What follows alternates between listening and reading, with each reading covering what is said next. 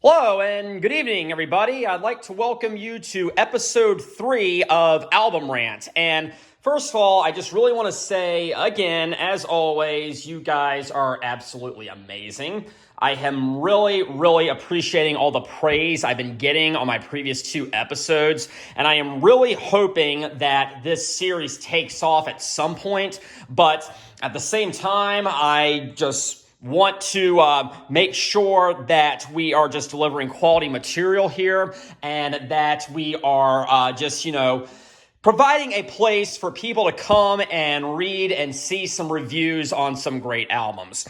But anyways, the subject of tonight's review is I want to visit the world of Judas Priest. And these guys are often credited with inventing the heavy metal genre.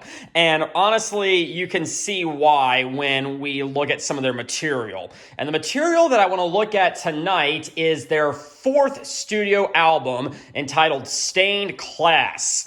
And I never actually did review this one on the Snapchat channel, so I'm very excited to take a look at it on the YouTube channel. But anyways, just a brief history of the band. They began in the late 60s in England as kind of more of a blues rock band. And in their first couple of years, they went through such a revolving door of members. And by the time their very first album came out in 1974, I do not think there was a single original member left. But it was still called Judas Priest, so there you go. But their very first album was called Rock-a-Rolla, and it was definitely a blues rock album. It was not a heavy metal album. And after all this time, I finally picked it up a few weeks ago, and I actually started listening to it, and it's not bad. It's produced by Roger Bain, who's very well known for his work with Black Sabbath. He produced some of those very early Black Sabbath albums, and so he's definitely got a lot on his resume. But, I mean, it was okay. It wasn't really the best, but I certainly enjoyed it. I liked the title track. I liked Run of the Mill. I liked the kind of suite they have with Winter and Deep Freeze and Cheater and all that stuff. But then they followed it up in 1976. They had one lineup change, which was the drummer, and they released Sad Wings of Destiny, which was a huge improvement. Sad Wings of Destiny was an absolute beast. We had Victim of Changes, The Ripper, Dreamer Deceiver, Tyrant, Genocide. Some of their best material was actually released on that second album, Sad Wings of Destiny. But then they left their record label and they really took off when they went to a different record label. I forget actually. It doesn't matter. Then in 1977, they released Sin After Sin, which is one of my absolute favorites, especially the title track Sinner and Dissident Aggressor. But now, we come to the subject of tonight's review, Stained Class, released in 1978. And the lineup for this album was Rob Halford on lead vocals, KK Downing and Glenn Tipton on lead guitars. Nice dual guitar duo right there. Then we had Ian Hill on bass guitar. He is the one consistent member across all of their albums. And then a man named Les Binks on drums, and he would last through this album and one more. So let's go ahead and see what we have on this thing. I'm going to have to zoom in a little bit right here. But we start off with side 1. And on side 1, as this kind of slanted, let's see if we can do anything about that. Yeah, here we go.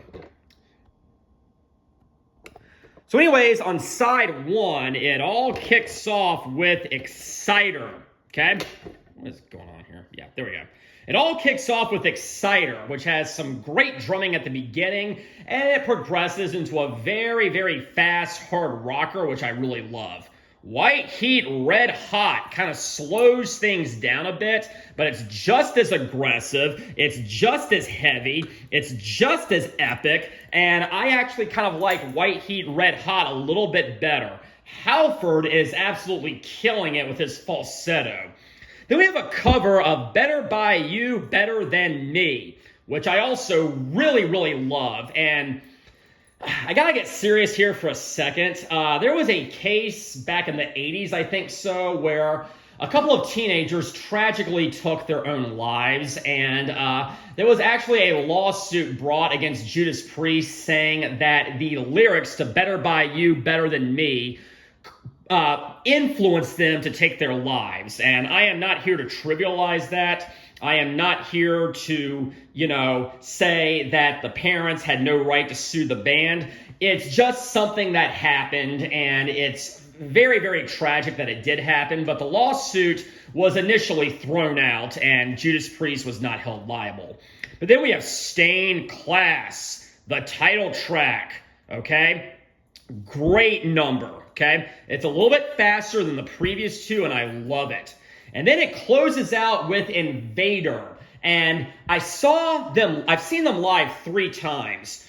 But the third time, they actually did play Invader. And it was really, really great to hear. But if I had to pick a favorite from side 1, it's probably going to be White Heat Red Hot. Just can't top that one. Then we move to side B, or side 2. And it's just as epic. We have Saints in Hell. All right? It's kind of a little bit slower, but it's just as gothic, just as doomy, and just as heavy, and I love it. Then we have Savage, another very fast-paced rocker, very similar to a lot of the stuff that came before it, but then we get to the big magnum opus of this album, Beyond the Realms of Death, which, funny enough, when it starts out, it sounds a lot like a Styx song, Sweet Madam Blue, which came out 2 years prior to this. I initially said, I was into Judas Priest before I was into Styx, but when I heard that Styx song, I was like, wow, this sounds a lot like Beyond the Realms of Death, but of course it turned out Beyond the Realms of Death sounded a lot like Sweet Madam Blue. Either way, both songs are amazing, and Beyond the Realms of Death is definitely the high point of this album. Starts out very slow, very melodic, but then it kicks in. It gets heavy, still kind of slow, but it gets heavy. And again, Halford is on his A game here. The first time I saw them, they did play Beyond the Realms of Death, and it was such an experience. Such a great live track. And then it concludes with Hero's End, which is very much in line with songs like Savage and Invader. It's a maybe 3-4 minutes straight ahead hard rock song, and it concludes the album very well. There is not a single weak track on this entire thing. This, to me, is the very first Judas Priest album where every single song is metal. Before this, there was at least one song on there that was more of a ballad, kind of a dark, gothic-y ballad sort of song. All the previous 3 Judas Priest songs had something like that. This completely threw that away. This abandoned any resemblance of blues rock the band ever once may have had, and I would consider this to be the band's very first straightforward heavy metal album. Is this the first heavy metal album ever? I don't know. Probably not. But it's definitely the band's very first straightforward heavy metal album. And these guys were very, very influential to creating the heavy metal genre. And for that, I very much do recommend Stained Class. It is one of my all-time favorite Judas Priest albums. It is one of my all-time favorite albums of all time. We would not have an Iron Maiden. We would not have a Metallica without Judas Priest. And so I definitely very much recommend picking up Stained Class and getting into Judas Priest if you are not already. They were recently inducted into the Rock and Roll Hall of Fame. And to that I say, what took you so long? So anyways, that is going to conclude this episode of Album Rant. Next time, we are going to watch a band become a permanent staple on classic rock radio. But until then, it was a great episode. Enjoyed talking to you, and have a very pleasant evening.